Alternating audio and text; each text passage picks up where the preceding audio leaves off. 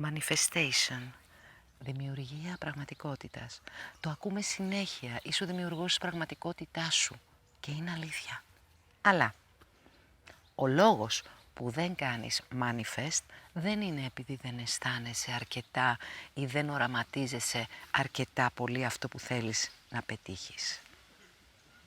Είναι γιατί δεν ξέρεις πώς να σταματάς και να απομονώνεις τα μπλοκαρίσματα. Τις περιοριστικές σου πεποιθήσεις δηλαδή. Αν δεν απαλλαγείς από τις υποσυνείδητες περιοριστικές πεποιθήσεις, που μπορεί να είναι και πεποιθήσεις των προγόνων σου, η δημιουργία της νέας σου πραγματικότητας μπλοκάρει.